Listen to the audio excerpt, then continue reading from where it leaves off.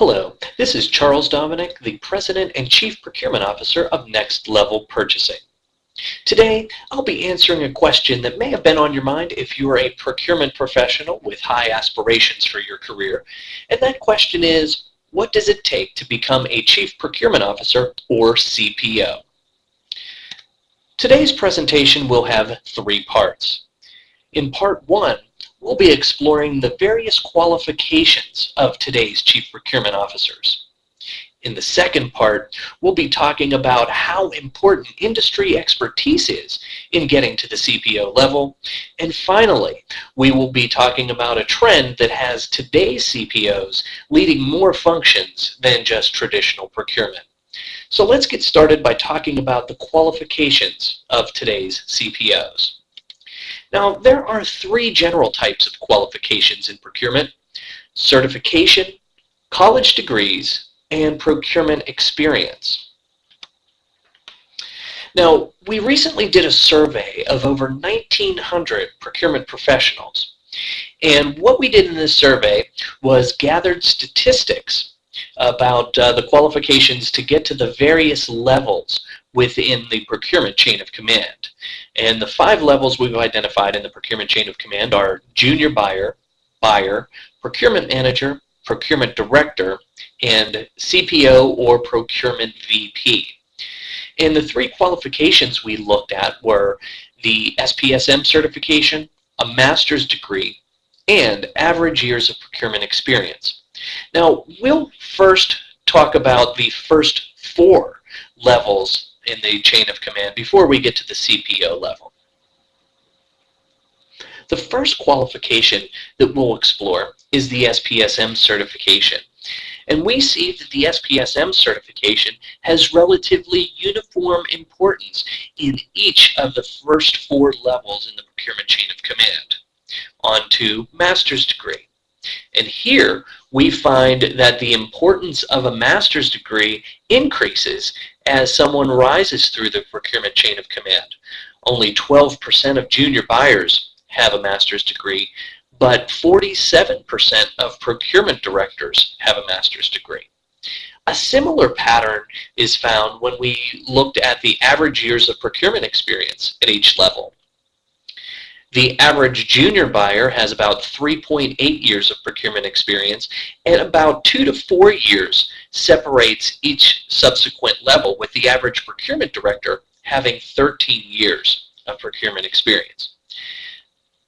Now, it may seem logical that the patterns we observe here would continue as we go up to the CPO or the procurement VP level. But what we've found is something quite different. While the SPSM certification did maintain its importance as someone rose to the CPO level, the importance of a master's degree was actually less important than at the procurement manager position. And the average CPO or procurement VP has fewer years of procurement experience than the average procurement manager. So this may lead you to ask yourself the question, are these findings counterintuitive? At first blush, we thought they were. But the more we talked to experts in the industry, we found very little surprise at our results. One of those experts we spoke to was Robert Rudsky, who's the president of a management consulting firm, Graybeard Advisors. He's also the former Chief Procurement Officer of Bayer Corporation and is the co-author of some breakthrough procurement books, Straight to the Bottom Line and On-Demand Supply Management. And what Rudsky says is that your findings are consistent with my personal experience and my observations from working with clients. Getting to the CPO level is all about transformational leadership skills, not just about process knowledge. So while various qualifications are important in rising through the chain of command, leadership skills appear to be perhaps the biggest accelerator of one's career out of any type of qualification. Now, that's not to say that someone with good leadership skills will jump through 5 levels of the organization overnight. That simply is not true. But leadership skills are more of an accelerator than other qualifications. Now let's move on to the second part of our presentation and explore how important industry expertise is in terms of getting to the CPO level. And what we did to explore this was to look at some recent CPO hirings. And we took a look at the 13 most publicized CPO hirings of the last several years. And among those CPO hirings, we looked at companies like BP, Chevron, Sara Lee Corporation from way back in 2005, all the way up to more recent hirings at companies like WellPoint, Bristol Myers Squibb, and Chrysler.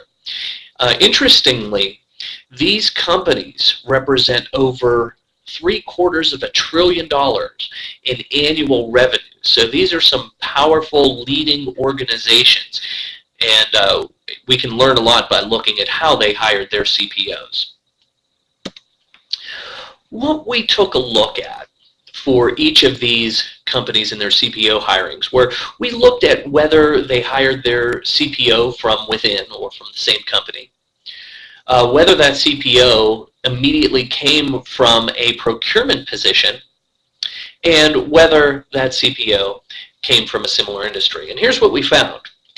We found that 6 of the 13 CPOs came from the same company. They were promoted from within.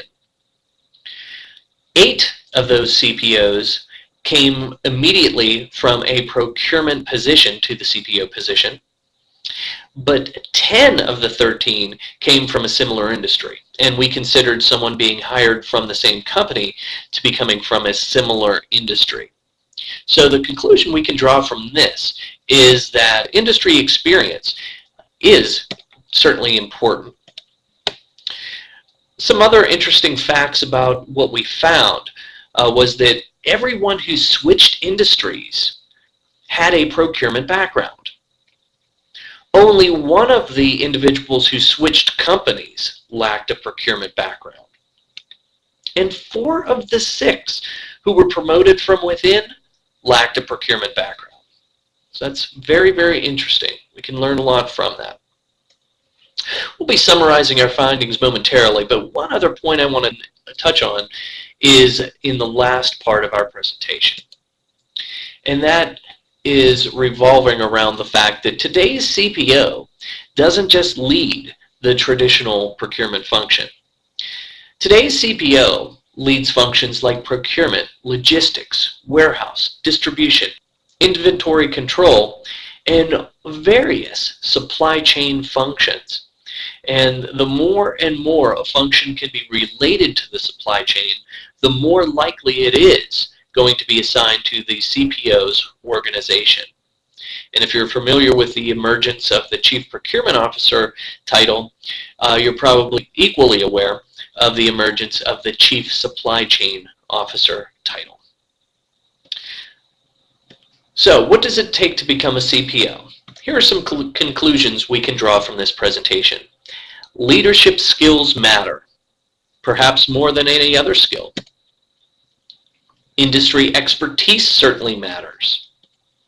Today's CPO certainly can be promoted from within, and leadership skills are a big part of that.